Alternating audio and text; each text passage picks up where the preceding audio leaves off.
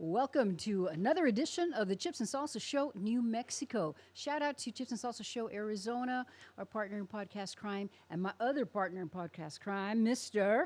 Zeke Dun, da, Rodriguez. da, da. And we're so excited. This is going to be a great show. We're going to get to our wonderful guest, Joan Scherer, in just a moment. But I just want to say, please pass on this podcast. It's so important right now. We have a country to save, we have a community to save, a state to save. If you haven't subscribed or aren't following us yet on either Rumble or our YouTube channel, please do. Because in New Mexico, when I first got here over a couple years ago, it's like lack of information, and that's what our show does. Right, Zeke? Severe lack of information and severe lack of education. Most people can't. I think it's like what over 50% people are like illiterate around here these days. I don't know. Ah, that's not good. That's not. It's not good. Literacy rate's horrible here. But anyway, Joan Scherer is here with us And today. we want to introduce Joan Scherer, and if I have this wrong, let me know. She is, I met her through CCIA, Coalition of Conservatives in Action, and she is the Action Committee Chair for Election Integrity. Very important. Welcome, Joan. Thank you. Thank you. Glad to be here. So excited to have you. So I want to start out with why don't you first explain? You've been doing this for a while now, and what you actually do in this role, Joan. Well, as I explained at my elevator pitch, election integrity has a lot to do with the faith in the election system and shoring it up to make sure that it is accurate and fair. So that's that's my quick elevator speech. Um, but through that, we do it through many different things. It could be something I'm working on now, which is putting together the challenger list so that we have eyes on the process at each of the polls. Or it could be educating the voters about the candidates, because a lot of them, they get to the polls and go, eeny, meeny, miny, mo, right? Right. Or just hover across the paper and, well, that name looks good, or I remember that name, and you just I saw that sign last. Okay. yeah, that's right. And so a lot of it is making sure that people know who they're voting for. And I didn't know he did that, or making sure that, I'm all about truth, of course, and then that's that they hear the truth and not what the media is now putting out about things, because you don't hear a lot of it.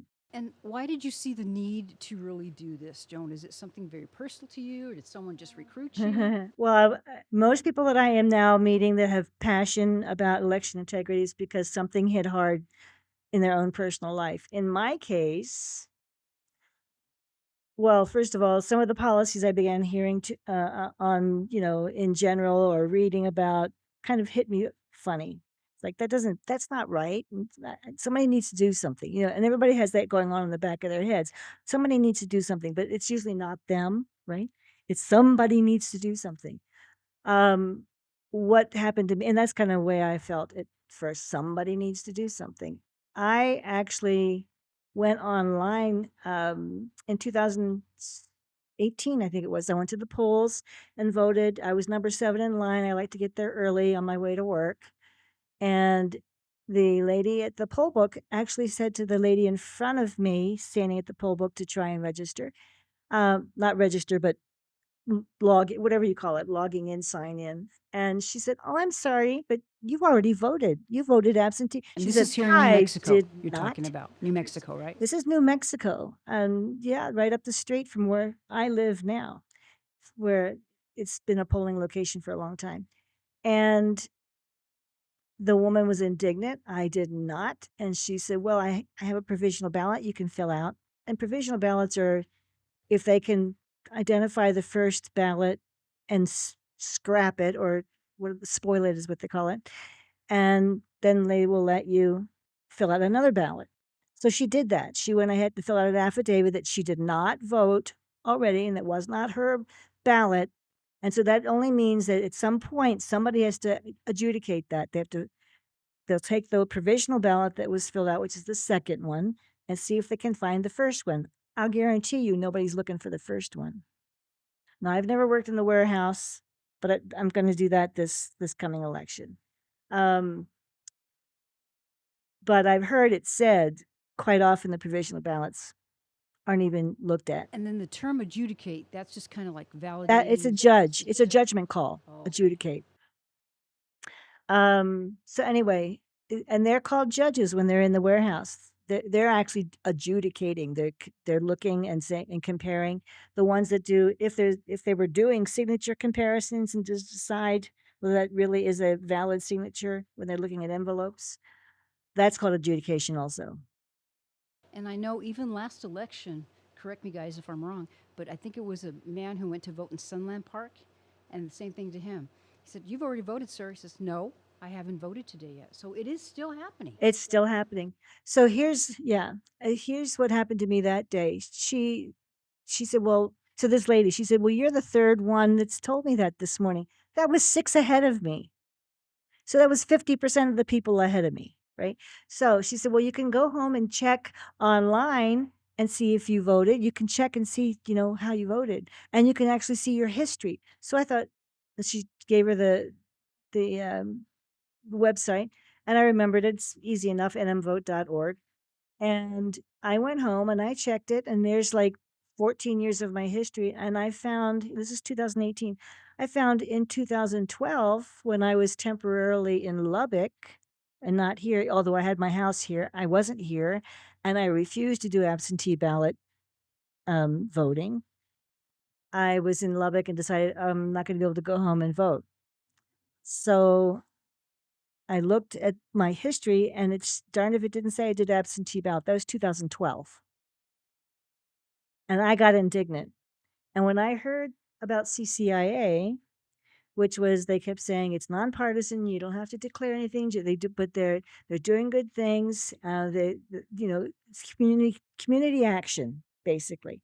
And so that drew me to the group, and I felt that for 4 or 5 months I sat silent, like so many people do in the crowd, listening to other people talk about what's on their minds and what they need correcting, or someone to look into, or to help them speak out in public, because that's what this group does. They will take up a cause. They do community advocacy. Anyway, so with the election integrity, there was a gentleman who was going to be leaving, and he needed someone to help. But he was looking for help anyway before he left. And he kept saying, for like 5 months, I heard him say, I need help. I need help. And I knew that I had been a paralegal a long time ago, and I enjoy the law. And he kept saying, someone needs to help me read this book. And I kept thinking, I can do that. Perfect person. And so, and finally, maybe 4 months before he left, because he and his wife were gonna take a boat trip around the East Coast for a year. So he was gonna be out of touch. Anyway, so I went with him to help, and part of it was, we were doing audits at that time, auditing the election, and it was in 2021, but someone had IPRA'd the election materials from the 2020 election. And for our Arizona listeners, that's like a Freedom of Information Act. They call it an IPRA here. IPRA, right? It's the Public Information Request. Record of Public Information Records Act, something like that. So I helped him with some of the audit stuff, and we had a team that would go weekly and go to the warehouse and do the audits. But then you had to have some of this information in your head to know about things. At that point, I also volunteered to be a presiding judge. I called the county clerk's office, and I asked to be a poll worker. Well, that was Friday before election day, and they made me a presiding judge. Wow. Without any experience. So I really think that they like. And you were still a registered Republican at this point? They let you go? Oh, well, yeah. They probably needed a Republican, and they probably had someone bow out. And so I went ahead and became a presiding judge, but the office was in such chaos. So what we're telling you here, Joan has a lot of experience and a lot of knowledge about this particular topic. And she brought her book even. because there's so much to learn there. It's amazing. Well, there's just bits and pieces that actually affect me, but it's interesting how I've followed a few things that stick with me. Yeah, the interesting thing is I've seen recently polls taken here in Doniana about, and this I think this is general, broad, how people feel about election integrity, and like most people don't feel anything happen. They don't seem there's any anomalies. They trust elections 100, even though we had a president that couldn't even talk for 3 years. And we're in the worst state in the country for 50 plus years, and everything's fine with the election system. Now, your personal testimony and how that got you into it. And that's cool that you say that other people that you're with, they all have their own story. And like for me, and I'm not speaking for Mrs. Yvette Harrell at all, but when I first got into politics, I was sitting right next to her when she was racing against Xochitl Small. She was winning on the board. It was her election party. It was a big ass party. Everybody was there. Huge party. We were just ready for her to win. They stopped the count at like 8 p.m. And we're just like, what? She was winning by a lot. They stopped the count at 8 p.m. And we had to drive home that night, freaked out. Eventually, she just told everybody to go home because we didn't know what the hell's going on. What reason did they give for stopping it? They never gave us a reason. Wow. They never gave us. It just stopped. Got marching orders from some. Because you can see on the screen how they're counting the votes, and you see them go up, and it updates every like 20 minutes or whatever. It just stopped, and it never updated again. So we go home. I go to sleep. I wake up at like 4:30 a.m. I couldn't sleep. She lost 4,000 random absentee ballots after the deadline, after 12 o'clock, showed up with no date stamp or timestamp, and they were all Democrat votes. And there was an audit done. You can look it up, and it was like really janky handwriting. But how is it possible that all the votes, if you are against voters, you think that the system is great? Explain to me how in the middle of the night, 4,000 votes can be just Democrat votes with no date or timestamp. Explain to me that. And it's election day, not election. Everyone is logged in, or not logged in, but scanned and everything. But how's that possible? How is it possible? So that's what got me loving to hang out with Joan and Alec, because we agree on this too. It's like there is stuff that's wrong with the election system, right? And I get people don't think that there is on the mass, but when you have your own personal testimony and you go through it yourself, you just like you can't live with the lie, and you have to try and do something about it, right? Right. Well, I mean, I didn't realize how much it stuck with me, but it did. Yeah, it's intense. It's an intense feeling to be lied to so brazenly, and to see everyone else get caught up in the lie. That's what stings too. Yeah. Right. And my thing is, moving back to New Mexico, I know probably it's like beating a dead horse, but you don't have to have ID. You just show up. The first time I showed up here to vote, they just said, "Oh, is this your address?" And that was okay. I'm like, well, a lot of people know my address. Anybody could walk in here and say they were Alice Lara and go ahead and vote. And that still freaks me out to this day. So I think I got this from County Clerk candidate Cheryl Young, and she always takes her voter registration card. So I present mine now because that way we know. But that still freaks me out, and I really hope we get some Republicans in there and some people to change that. I mean, how important do you think that is? Very important. I did a little project. I have joined a group out of Bernalillo County that Election Integrity Network, and Janice Arnold Jones heads that up. And she'd asked us to do some polling from our local offices of the MVD and the Social Security Administration and the county clerk's office. And those polls at the MVD, the question was, do you ask someone if they're a citizen? Well, on the form, when you're getting your license, there is a little box to say, I am a citizen, but they don't ask. If they check the box, fine. If they don't check the box. You're the first person. I have asked that question to so many people that say, oh, no, they always check the box. Because here in New Mexico, if you're an illegal alien, you can get an ID, right? Or a driver's license. A driver's license, but they give everybody a driver's license. That was one of the reasons why our driver's licenses for New Mexico were never supposed to be used for purposes of identification. And they're never used for that, right? No. Anyway, so not as a federal identification, but we use it anyway. Same thing with Social Security cards. Not supposed to use a Social Security card as an identification. But people have asked me for it. It just so happens I carry the one that's from 50 years ago. Anyway, so anyway, where was I? So I don't know.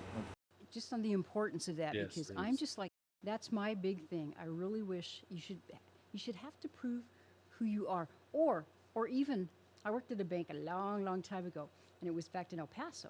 And the cool thing about that is we had the signature cards for the accounts. So like if you came in and you didn't have your ID, I could pull your card and I could compare your signature with the way you signed. So at least I had some kind of verification process. Well, even in the voter registration, you're not required to sign anymore because you can do it online. That's right. You don't even have to put your No, they want everybody to register online. And it used to be that you had a voter registration agent, and they were asking for people to sign up to be agents because you needed to have, in person visual watching someone sign the application form. And they still send those in. But how does that work now that we have online registration? well, I mean, It's like, is that just, okay, that's just ornamental? could I make No, I it's could just make like, up a fake okay, it's person? nice. It's just to make you feel good. Well, the problem is with hanging out with you girls and talking about this publicly, because I'm tracking with you, is that other people who are listening who aren't as hip to the information, it can be severely discouraging for someone in terms of Well, getting we- involved with the system and voting because they're like, why Glad you do bring it? that up because we can overwhelm the system, I believe, if everybody just says, this is the way it's going to be. We do want voter identification. Hey, go up to the poll and insist they take a look at your, your driver's license, your registration card. I give them my registration card. I've got two of them, but they're the same one. But I got two within 2 weeks of each other. It's kind of weird. Well, that's strange too. Yeah. But I mean, it's like, so if the voting didn't matter, why the hell did they try to kill Trump? Why is he even running if it was too far gone? Because people believe in him. People believe in him. And it just gulls them. That's my feelings. It just gulls them. They want to take that figurehead away. But I'm saying though, if there was no chance of him winning, if it was all lost, there was no way for any Republican to ever win ever. Why run? And why do Republicans still win? Like here in New Mexico, we have a conservative Hidalgo County. We got conservative over here in Otero County. It's Doñana's next. If you look at the map, the virus is spreading coming this way. The Republican virus. No, we're the Republican cure. Let's say the cure. The cure. But I'm just trying to encourage everybody that yes, and we were talking about this earlier. All of Alex Jones, there's 10% voter fraud baked into the system, and you can argue with me all you want. I feel that way because I've had my own personal testimony. I've seen it. I've witnessed it. I don't think that the voter system here is fully 100% transparent. No, I believe it's puffed up, you might say, that there's a lot of dead wood in there. Dead wood, I like that. Dead wood. Yeah. Or dead people. Yeah, clearing out and cleaning up those voter files. Well, the reason I say this, here's my example for one. I know that there's a voter or two that are still getting, that are dead, that are still getting You have proof of that, don't you? correspondence. I have two of that. And in fact, here's a postcard right here where my neighbor, who has not been married to this man for 20 years, So he's been passed away for 20 years. 20. he passed away in 2019. Oh, But this house 5 that years it was ago. mailed to, okay. he hasn't lived there for 20 years. Wow. So he's been passed away 5 years ago, and they haven't lived at that residence for 20 years. That's right. Wow. And where is that coming from? Where does it originate? Where is this? That's just it. What does it say? I can't read it. It's in Spanish. It's in Espanol, but is it New Mexico? Oh yeah, it's in Tularosa, New Mexico. This is a postcard sent from some type of She handed it to Democrat. me It says yesterday. Blue I CD2, have so one it's in a English. it's Democrats make life better. So it's a Democratic palm card, basically, or postcard that's promoting voting Democrat for an individual that's doesn't live there for 20 years, hadn't lived for 20 years, and it's been passed away for 5 years. But so Where are they getting him on a list? there's a My list that question. isn't being cleaned out, and they're paying money. And it's the second one in 2 weeks. And these are not cheap, guys. If you guys know anything about politics, mailers are not cheap at all. And I get on my, the text that you get, I still get, this is from Arizona, and they say, "Hi, Ignacio. Are you going to support?" It's from the left. The old- it's oh, from yeah. our candidate. "Hi, Ignacio." And I'm so tempted to, but I'm afraid a little bit in a way to respond Nah. to that. But one time I think I said, "Well, who's Ignacio? Who is this? Who's doing that?" But I mean, Well, they want to am cast. I transgender now? What's going on? They want to cast the Past net. life. But the idea, though, the point is that they know that these voter rolls aren't cleared out, and they don't care. They No. want to still No. grab as many. In fact, our county clerk is very well aware that that no one's, or somebody actually is working on the voter lists. Now, 2 years ago, I asked how many did you remove? And this gentleman that I know was on the Board of Voter Registration, and they met a couple of times. And I said, so how many were you able to clean off? He said about 6,000, which to me seems like a lot. But in the back of my head, because I didn't think he'd know the answer, I was thinking, when was the last time it was cleaned off? That would have been a good But I question. happen to know that it hasn't been cleaned off since. Nothing's changed. And why wouldn't they? Why? What? Well, There's nothing but pure motivation to clear them up. Our county clerk has spent a lot of time telling people, oh, we'll get to that. And you don't have to do that till after the general election. Sounds familiar. And Joan, don't they have to, like, I'm just trying to remember, the public records, so, you know, the death, so many people die in this county. And I always thought that those lists were supposed to go to the county clerks or Secretary of State, and that way they have to check those against those rolls. Is that? Where they you said the word have to, or the word. Sh- The question yeah, is, should? what, Is it there the is law? nothing that says you have to. It says they should meet at least once every 2 years. But there's not a law that says you will do that. Not really. No, and I found out recently that who regulates, because I called the county clerk here because I had got hip to this information that it was the Department of Health that regulates the people who passed away. I hate to say dead voter roll; it sounds so like, callous, but the people who've passed away, who are no longer with us, but are still on the voter roll. Who manages that? Who takes Still care of with that? And it's, well, they're still with us in spirit, especially if they're voting Republican. Well, actually, they're probably voting Democrat now, but the county clerk's office, I don't recall who it was. I don't want to throw him under the bus, but the office did. They said, look, we're not in charge of clearing out those passed away individuals' voter rolls. The Department of Health is via a certain specific statistical analysis group within the Department of Health. Because if you think about it, the death certificates go through the Department of Health, right? But they also handle data that deal with people moving in and out of the state. So that core statistical group within the Department of Health is essentially who dictates elections. Now, I want to go back to you working in Bernalillo County, and I want to educate people on something real quick. This is very important. Basically, all of New Mexico is dictated and determined by Bernalillo County. Why? Because that's where everybody freaking lives. Like everybody in That's where the bulk of our. that's the bulk of the vote. Albuquerque, for our audience, that's Rio Albuquerque. Rancho or Bernalillo. Yeah, both of those two. If you don't win those two counties, you don't win at all for like a bigger race, like a governor race or whatever. So you're doing your work in Bernalillo County is huge, and cleaning up those voter rolls in Bernalillo County is huge because you basically get to control the future of New Mexico just in that one county alone. Not me, but Well, I mean, your work and your team's work. I mean, what was the team name? Election Integrity Network. Election Integrity Network. Shout out to you guys. Thank you guys for the wonderful work you guys are doing, and Joan, because this is not easy. This is laborious, and nobody believes you. Like I just said, nobody even cares really. So you're You election deniers. yeah, you're an election denier, conspiracy theorist, tinfoil hat, Trump hat wearing person. Well, they were able to clean off over 6,000. I don't even know what their total registration is, but 6,000 of those were recently cleaned off of in their Bernalillo, in Bernalillo. 6,000. When? How recent was that? Well, they have a database that they put together, and sometime in the last 6 or 8 months. Okay, so this year. Okay, that's cool. That's nice to know. 6,000. If you guys know anything about our local race here in Las Cruces, like a city council, it comes on like 50 votes, 60 votes, 100 votes. Yeah, I know of a couple races that were lost, in 100. 100 would have votes. done it. So 6,000. Geez, my knees. Well, and then was it, as I said, the gentleman that was on the board of voter registration, he said that they cleaned off about 6,000, but that was maybe 3 years ago now. So it's 12,000 alone that we know of. And we don't even know how thorough their cleaning was. They could have been missing a couple thousand here or there too. Alice? Joan, do you know if any legislators that are presently there, or some people that are trying to get elected to the legislature, are trying to maybe go back and do something about these laws, like making it mandatory checking? No, but we're trying to make it, and this is part of election integrity and what my team wants to do. But we're just a small team, so we can't spread ourselves too Volunteer. thin. All volunteer. I wish it was a Yeah, paid me job. too.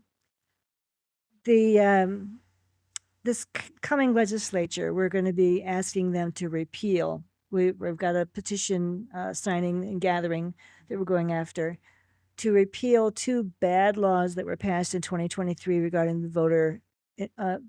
They said it was shoring up the voter laws. No, they didn't do anything but actually loose voter laws and allow fraud to come in. The few things that were allowed, well, first of all, why would the Secretary of State need access to our tax and revenue records? It's not, we've been told that it's because they should be able to identify people through the addresses provided, but that's not how narrow the language is in the law. It's basically she has access to our tax and revenue records. Yeah, so she can It identify. doesn't say addresses. It says, Russian. yeah, it's just somebody forgot to narrow the language down. So there's a few other things in there. And then, of course, there was another law. That was one of the laws, but they revamped a lot of the language.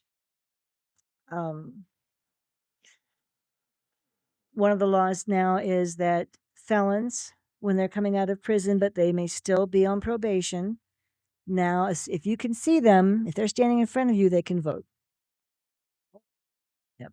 As soon as they're coming out of Are prison. those recent laws that were passed? That was passed in legislature 2023. Yeah, that was a sham right there, wasn't it? I mean, they really just opened the door for more fraud. Is what it was. And that's okay because, like I said, we're still getting Republicans elected in office. We know that there's 10% baked in. I think that there is. So if we get that landslide, we're in good shape. How do you get the landslide? Well, you got to run a really good campaign, and you got to get Republicans out to vote. Here's a few statistics. We had 22% show up at the polls 2023. What was it the previous year? First of all, let me give you an idea. As of July 1st, because I haven't seen an August 1 list yet, there's a little over 134,000 registered voters on the list. So only 20,000 showed up to vote. Only 22% showed up. So only about 25,000 showed up, something like that. Wow. Well, that's just abysmal, guys. We have 42 locations on election day that are open, and some of those polls, they only see 100 people. Was that general or was that party? Like that's in general. That's all so parties. 23%, you say. 23% of people, 22% showed up out of 100 and something thousand. So wow. Well, you know what? Low voter turnout means Republicans usually win, so that's good for us in a lot of ways. I mean, seriously, low voter turnout means Republicans typically win. Come on, vote, Republicans. It's not that hard. It takes 5 minutes, takes 10 minutes. We just need to. We have too much apathy going on. My vote won't count anyway. Your vote will count. It counts. We have a lot of theories on the best way to vote because now our election season, rather than election day, is going to be starting soon. My theory is, although I did have a cybersecurity, and this is part of the tabulator problem, because even though our county clerk and our Secretary of State say that these things are not connected to the internet, cybersecurity people say they are. Yeah. That they see evidence of it, the data going back and forth on election day. And from what I've heard is that there's new data, was a pillow guy. What's his name again? Lindell. Mike Mike Lindell. So it's going nationwide. There's software and hardware that you can buy and you can monitor and see whenever they're getting tapped into, the machines are getting tapped into. And because we can now see the machines getting tapped into, they're getting away from that. And they're going to the ways like they did over there in Arizona, where they gave the Republicans the ballots were too big, so they couldn't scan them. They were giving them bad pens, so the ink would bleed through, and they would spoil the ballots. What was it, 2022? Was it 2022 or 23? I'm sorry, I think it's 23. The machines were going down on election day. That's right. The machines were, in fact, in one place, all three tabulators went down. That's all they had. So there is a place where you can slip it into the back so that it all still goes in the bin. It just works like a regular ballot box. Okay. Right. However, the reason that was going down, they determined, and this was happening all over the United States. So it was a coordinated effort by the county clerks, if you ask me, that the reason they were going down was even though they may have done the machine certification, and I knew it looked different, the ballots were this wide, Right. about 11 inches wide, or maybe that's 8.5, and then 19 inches long. Right. And then something happened. They were skinnier. I kept thinking that looks odd on election day. This is, once again, I was at the polls. I wasn't a presiding judge that day. I was a challenger instead. I kept thinking, it looks skinny. What happened? What happened? And it was skinny, and then the machines weren't reading them because the machines read them with those dashes. Feed them in. Those track lines on the sides of that's how it lines up to know how to read them. And they weren't reading them because it wasn't lining up. They were just getting shifted, and those little dots that you color in were not going to be landing in the right spots. And that So brings me to my next point really quick. Sorry to interrupt you girls, but they're not using the machine so much because we can monitor them now, a la Mike Lindell, the pillow guy. And just people you can just see if they're cheating with the, tapping into Wi-Fi or whatever. So they're doing these other roundabout ways. But that's why poll challengers and poll watchers are super important right now. And we need volunteers, guys. If you're out there watching, listening, Joan is in charge of that. She's, of the state Republican Party of volunteers that want to be poll watchers or poll challengers. They can be the boots on the ground that can watch out for these anomalies with the wrong size paper, the wrong types of pens, people having their vote being taken already before they vote, right? That happens all the time too, right? And not only this different size ballots, but when we were doing the audit, I noticed as when I was counting the pages that there's different weights of paper being used as well. And the thicker the paper, the harder it is to feed to the machines. And there was a certain stack at this one poll that was very thick paper. It's like lead paper, huh? This is not their first rodeo. They've done that before. Everything should be in order. I have a friend, in fact, he's the other host of the Chips and Salsa show, Arizona, and he's worked in there just like you. And there's just so many stories that you hear that you can tell. And there's enough to question. And if everything went well, like you say, why are you afraid of an audit? Just audit everything because your vote is so precious. And I can't thank you enough because I know, Zeke and I know how much work that you do It's and how hard. committed. Joan is very committed. Do you want to give like an email or something if somebody's watching and says, hey, I want to be a part of this. I want to help. What would you, whatever you'd like to give out? Well, yes, you can email me, JoaneScherer at msn.com, and just tell me you want to be a poll challenger in Doña Ana County. And I will assign you, or I will I'm going to need your name, your registered name, I want your cell phone number so I can text you. I need an email, and I need your registration, your home address, the one you're registered under, because that's how I'm going to have an appointment letter mailed out to you. And so you must be a registered voter to do this Yes, you are. That's right. In the county. in the county of Doña Ana. That's right. Thank you. And so I will assign you, you give me your preference and I can see if it's open. But I have 3 shifts a day. It's going to be from 7 to 11, 11 to 3, or 3 to 7. Now, the first shift and the last shift are going to be a little bit longer because you need to show up before the polls open to watch the poll workers set up. That's part of the integrity part. And then you need to watch them tear down at the end. And then all the way through to pulling the ballots out of the machines. They're going to count and reconcile to the poll books and then sign the tapes. That's essentially what they're doing. There's a few other tasks, but you'll be there, another hour to an hour and a half. Nice. And then you have someone like Joan that you can talk to because there's training that happens and all this stuff. And I'll be doing the training too. We have some Zoom. I personally won't be doing the training, but I'll be there to answer questions because I've been through it already. But I have some videos, some live Zoom meetings that Election Integrity Network has set up a schedule, and I'll be registering people for those. Good. Are you getting more of a response this time around than last time for volunteerism?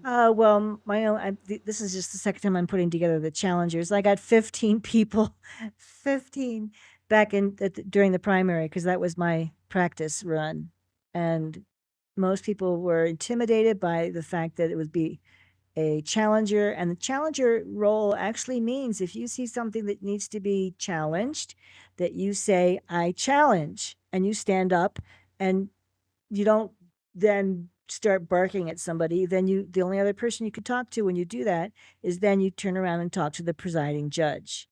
But you try to be as professional as possible, but you must bring the polling place to a halt, which is the purpose for standing up and saying, I challenge.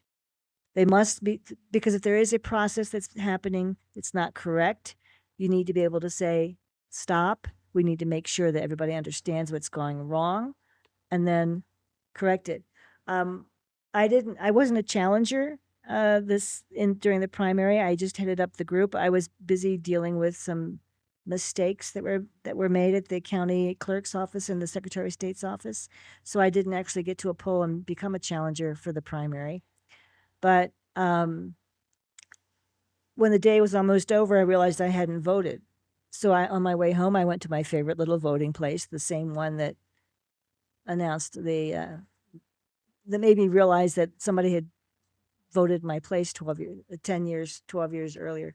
And the gal behind the poll book asked me my address, and I gave her my address. She prints out my ballot. And I said, "You didn't ask me my birth date." "Oh, well, you're in the book." And I said, "That's not the point." And I realized I really shouldn't have been. I was already a little twisted at that point.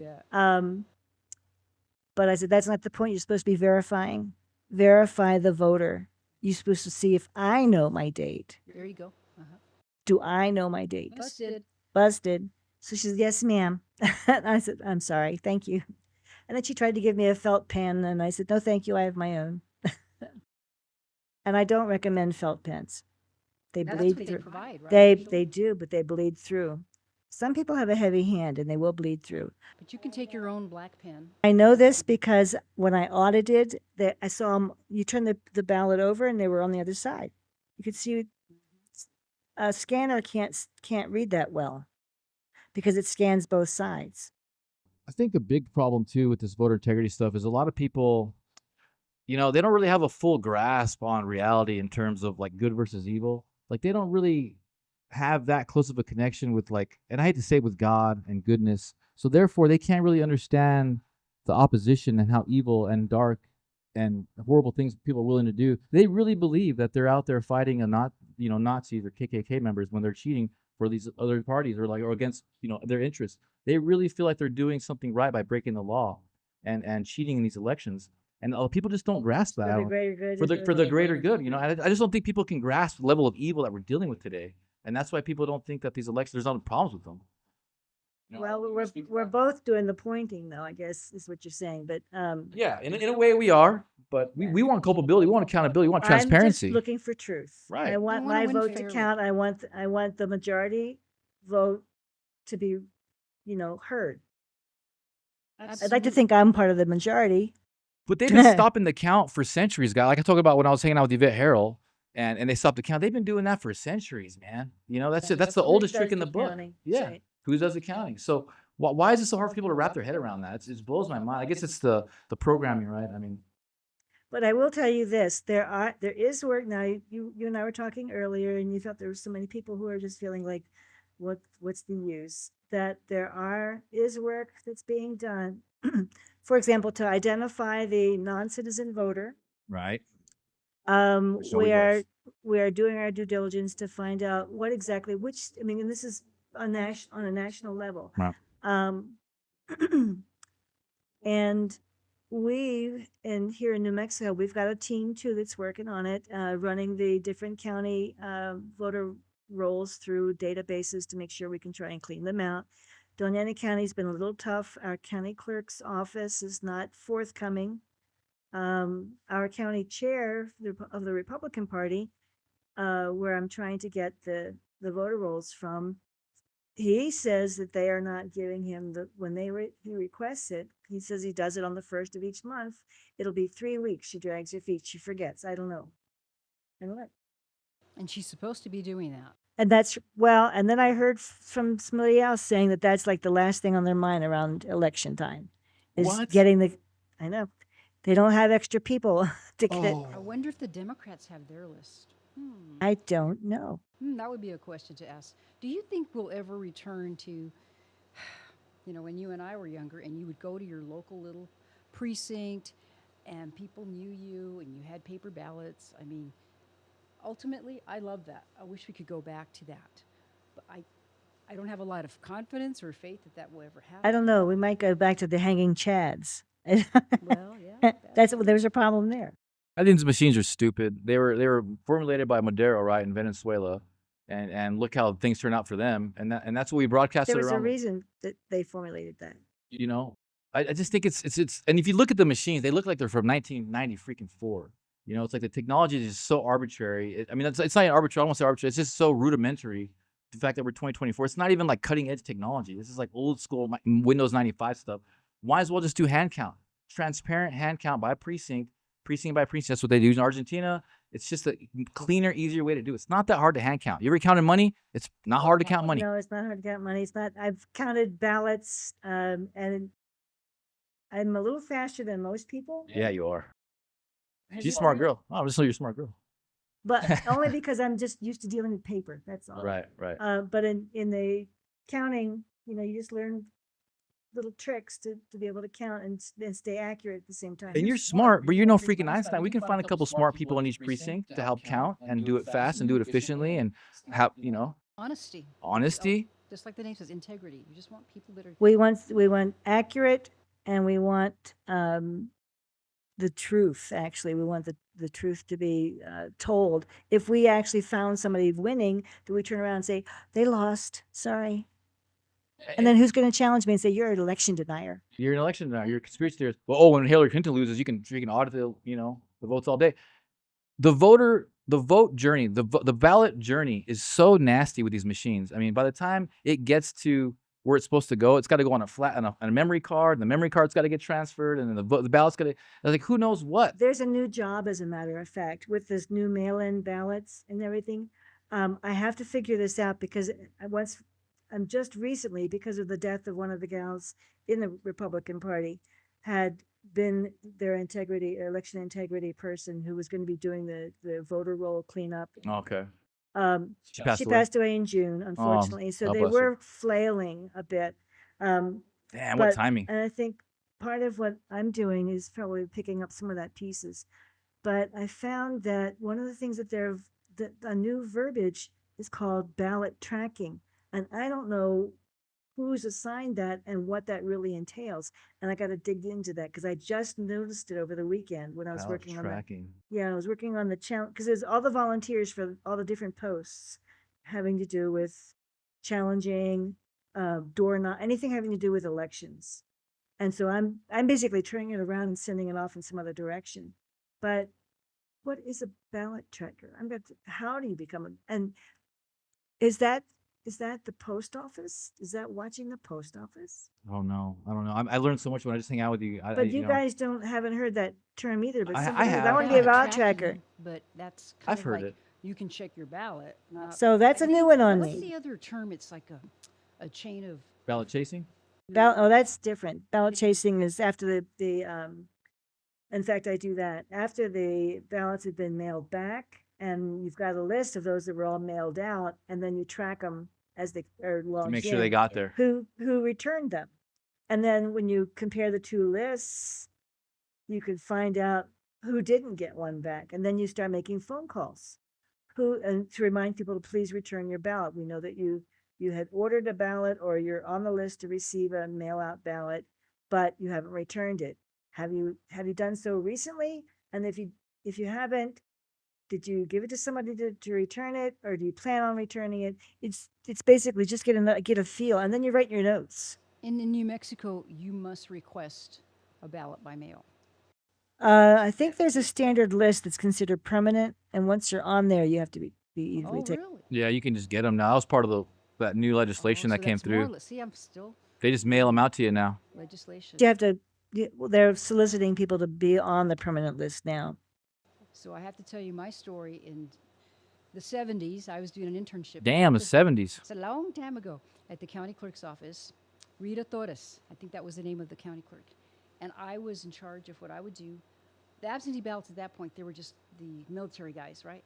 So the ballot would come in. I probably told you Yeah, it was a the unique story. thing to be absentee ballot back then. Yeah, and it was a big deal because all that my job was, they had these big giant ledger in the vault, and I'd go in there. So like, let's pretend you had one, and I would find your name and match it to this ballot, and I would say, okay, it came in, He got it. and the date and initial it, whatever. Then I'd give it to my boss, my supervisor, who it was so precious and taken care of, and she'd get it and she'd have to open it up. And this is a long time ago, so the machines weren't sophisticated. We didn't have computers. You didn't or need anything it. like that. But gosh darn it, you know what? We got those election results, and we got them, I think, pretty quicker than we are now. But we're working hard during the election season. I mean, it's not that we're not working hard now. When you receive a ballot, they're not supposed to start opening those ballots, at least the inner envelope from the outer envelope. Excuse me. They're not supposed to do that until supposedly the the day of election day. But And what now else I is new? understand that they are doing it 2 and 3 and 5 up to 5 days before election day, just separating the inner envelope from the outer envelope. They're not supposed to be doing this. So you've already. They're not supposed to be doing this, but they Well, are I don't think doing it's spelled out anymore in the, it's as I told you, the language has been relaxed. So we probably couldn't bust them for doing that because it doesn't specifically mandate that they handle. I haven't read that section recently, so I don't, because I read the red book, which was the 2021 version. Well, and, Basically just cover to hold up cover. that book. It's not Well, a couple of pages. It's 350 pages. It's like the Bible of elections. 364 with the index. Anyway, so So what would you? I want to ask you because you've been doing this for a while. Let's see, we've got like 15 more minutes still. You're a queen of elections. What would you do? What would you change? Boom, boom, bang. oh my gosh. Hand count. First off, I would throw out all the instructions and start over because Hallelujah. Wipe for it clean. the presiding judges, because they don't make any sense. right? They're Cockamamie, bad. right? They are badly written. Second, I do the same thing with the website at the county, Wipe it clean. because the county clerk, whoever wrote the county clerk's website on elections didn't seem to dovetail it into this has to do with challenger training. They muffed it, you might say, for the Being very they might That's a weird word. clean it up. Connotation of that word. Well, suppose, all right, let me Just tell you what means happened during messy. the primary. For me, that is. I was assigning challengers, and I read the handbook, and it said that up to, I think it's 28 days prior to the primary election, the county clerk will offer training at least once a week up until the Thursday before the election election day. And so on the website, 24/7 was open, a training module where you would read a page or two and then you take a quiz and read another page or two and take a quiz. And it's like 5 or 6 sections that you were done in about 40 minutes. And then you print your certificate. And then everything that I read, and I talked to other people, that you took that, and then you could, when I read the Doña County website, it said they offered these classes in person, or you could do it on the web. And their last class, because it didn't say you had to go to the Doña County in-person class. So a lot of my team, and I had 15 people. I said, here's the website. If you have time, I suggest you do both.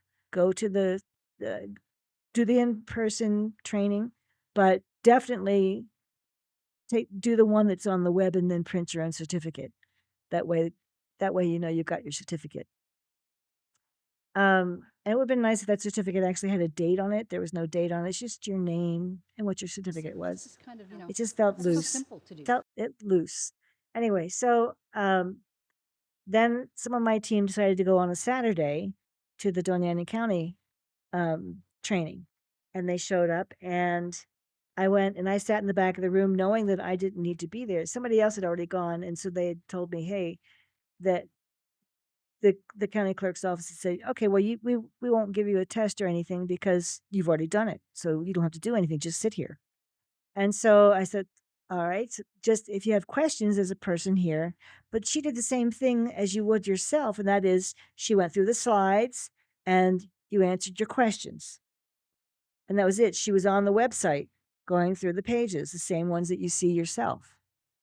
And you don't need help like that unless you have questions. So to me, the website was all that was needed. Anyway, so then in addition to that, there was another page that I'd never seen before with some sort of a letter of, I don't remember what they called it, letter of authorization or something, that you filled out and signed yourself and then gave it to the county clerk. And I thought, well, that's different. I didn't have one of those when I was doing the Secretary of State website. Anyway, so that was like a week and a half before Election Day. Then I had 2 more people come to me and want to help. And I said, okay. And that was Thursday before Election Day. I said, fine, let me get you down. I said, you've got to get on immediately and go to the Secretary of State's website. All the training is done, the county clerk's office, and they didn't say you had to take one of their classes. So I just knew that what they offered was done. So I said, you'll have to do it online and print your certificate. And I want you to email it to me or text it to me or take a picture of it. I want to see it. And so then comes election day. They show up. The one gal showed up. She was going to go to the one poll. They wouldn't let her in because she wasn't on the list. And I went, what list? What list are you talking about? She took her training. I've got her certificate. And she has her letter of appointment from the county chair, because I was getting those as well on behalf of the challengers. And it turns out they were holding to that Thursday deadline. And I said, there's nowhere that says you must. And I'll read it to you right out of the handbook. There's nowhere that says that the challenger must take the county clerk's training. It just says they will offer training at least once a week. Did they finally give in? Yes. That was started at 6:30 in the morning, that argument that they wouldn't let her in. Good thing they had you fighting for it. And they had me fighting all day long. That was what I was busy with all day long, which is why I didn't take my shift. I was busy all day long on the phone with the attorneys, and they were in turn going to Don't mess with an ex-paralegal. they were in turn going to the Secretary of State. I don't know who they were talking to, but I originally had talked to the county chair, who said, he said, it's just the primary, don't worry about it. And I said, no, absolutely not. It's This just the is primary, don't worry about it. basically it was just like roll over and play dead. I went, no, I'm not doing that. I'm here to we're testing the process now during the primary. Sadly, it is the primary and it's still an election, a valid election, and we need to know what's right and what's wrong. And so I wasn't going to let up. There was the gal who had shown up and they were going to turn her away. And I'm glad that we stood up for it. As it turns out, they agreed. We were correct in our interpretation. The problem was the Secretary of State and the county clerk's office didn't coordinate very well, and that when that was available online, the 24/7 quiz and course, that was perfectly acceptable. But perhaps they were supposed to stop by Thursday, but they never made that clear anywhere. It's certainly not in the handbook. Oh, well, I have a little bit more hope with people like you at the helm. And I can't encourage people out there enough, even wherever you live. Just, we're in Las Cruces, Doña Ana County, but all over the country. If you can get involved and do that, please do, because we know, like Zeke and I always talk about, it isn't just here in our little New Mexico, or big New Mexico actually, but all around the country, they have problems like this everywhere. Yes, it was happening everywhere, but everybody's paying attention now, and they know we're paying. Whoever it is that's trying to play the system, because everybody is playing games. I think it'll be and it's never. This is not new. This is historical.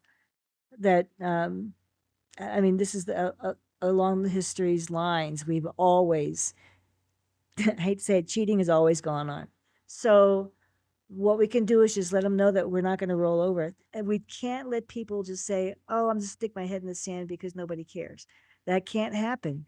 You got to let them know that you're watching. And that doesn't matter who it is. When I say they, it's everybody should know everybody's watching.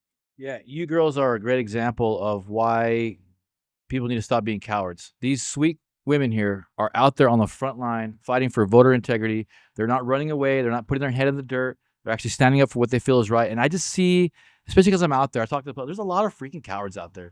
They don't want to deal with it. They don't want to talk about politics. They don't want to get to, well, no, you know what? You kind of deserve to get what you get, because you're just laying down. And our founding fathers, that's not the spirit that made this country. We are made by fighters, by sacrificers, by people of God. That's what made this country. And we need to we are a country of rules and laws, and we need to follow those laws. There's a reason why we set them. In fact, our handbook is very clear that only a citizen may vote, and it references the U.S. Constitution. I think most people would agree with that. Yeah. Like- So You know, But there's many states that are dropping that language that's from stupid. their electoral voting And there are cities that allow non-citizens to vote That's in city ridiculous. elections. That's ridiculous. Freaks me out. They are. I'm going to say that they're trying to relax the rules here by letting they're not asking about citizenship or proof of citizenship. There is a way that I'm told that they're actually finding the non-citizen registered voter, and so they are pulling them from the That's record. So we'll awesome. see. I love that news. Keep us posted Because on they're that. We got to have her back. Yeah, we gotta have her back. And it's just all in on this point. It's replacement migration. They want to replace us here, guys. They want to have a permanent underclass that they can control. It's no secret anymore. Right. That's why the border's been wide open. That's why they're giving these immigrants in California 30 grand and no money down on a house in Washington, California. These are people who aren't even citizens. Veterans don't even get that kind of treatment with GI bills. And they're giving these illegal immigrants. I'll say they're legal immigrants. They're not here legally. So why? Because they want to get rid of us. They want to get rid of the people who talk like we talk, with freedom and God and Second Amendment and First Amendment. They want to get rid of that. Doesn't fit their agenda. They can't control us. So they want to get rid of us. Control. Give them all the money so they can vote a certain way and they can control them. And they're going to go along with it. We already see that. That's why people are concerned about the illegals, the people who aren't citizens voting. It's a big concern for everybody, I think. Joan, we're down to our last few minutes. What have we not talked about, or what's the final message you want to leave our audience with? And thank you very much for being here. Yes. Well, I'd say encourage your neighbors and friends and family members to vote, and there's no reason to be intimidated by anybody. There's still, no one sees who you're voting for. No one actually looks at the ballots. They are purposely intimidating voters, but even though in the verbiage of the laws, you can't, just like the media does. Those that are screaming the loudest are the ones that are actually doing it. Whatever the charge is. If it's intimidating to you, don't be intimidated. Go to the polls. There's no reason not to go and vote. It's the only way that you can exercise your right as a citizen, including, in fact, we have a lot of calls to action in CCIA. A lot of those have a lot to do with writing your legislator, either the senator or your representative, and they work. We have actually seen that when we pour on and send up our opinions, that they are swayed by what the majority wants. We've gotten some bad laws not passed. The family medical leave that Grisham wanted to pass. One of the things that they wanted to do was, and that was going to raise our taxes like crazy. And I wasn't interested in the poor small business was going to have to pay for family medical leave. You can't pay for all these Can't things. afford? Yeah. So anyway, I heard that she ran out of her office after they had voted it down in the House and the Senate, and she ran out of her office and demanded they take a recount, which is not supposed to happen. Man, And she was going to stare at them while they voted, and it was the exact same. Thank God they stood to their ground, and it came out to the exact same count, and so they voted down the family medical leave. But it was over in 30 days. We had a short session this past year. In 30 days, we had that campaign going where we wanted them to vote or to email or call and leave messages with their legislators. And there was over 1 million contacts Wow. just on that one issue. Wow. And what's the population of our state? Like 2 million? That's pretty powerful. That's powerful. Please give your email out one more time, because I know there's going to be like hundreds of people wanting to contact you. Oh my gosh. Joan E. Scherer at msn.com. JoanEschcherer at msn.com. I'm so proud because I finally learned how to spell your name. I'm very excited. Like sheep shearer. Joan's awesome. Alice is awesome. She's a pleasure to work with. I've been working with her for a long time. I've been working with Alice for a long time. These are some sharp, sharp girls. They mean well and they fight hard. So look, come join us, guys. We're out there together. We've known each other for years now, and we're out there, and we're always welcoming to new people who want to come and join the peaceful fight for freedom, peaceful fight. And thank you guys for tuning in. Like Alice was saying at the beginning of the podcast, share this podcast, like this podcast, introduce yourself to Joan, give her a holler, and we're looking forward to seeing you guys on the flip side when we get out there. Do you want to, because you're always so wonderful, will you take us out in prayers? Yeah, sure. Dear Lord, thank you again so much for bringing us here together and gracing us with the work of Joan and the sacrifices that she's made for our community and our state. And please keep continuing to give her the strength and the wisdom and bring more people along with us, because we need more people to save our state than just us, Lord. And we pray that people hear us out and join us in this battle, Lord. And thank you again for everything. In Jesus' name we pray. Amen. Amen. Thank you. And we'll see you Thank the next you. time, Thanks for Alice. having me. Guys. Thank Steve you, Joan. Rodriguez, Joan Scherer, Chips and Salsa Show, New Mexico. We love you, New Mexico. We do love you guys.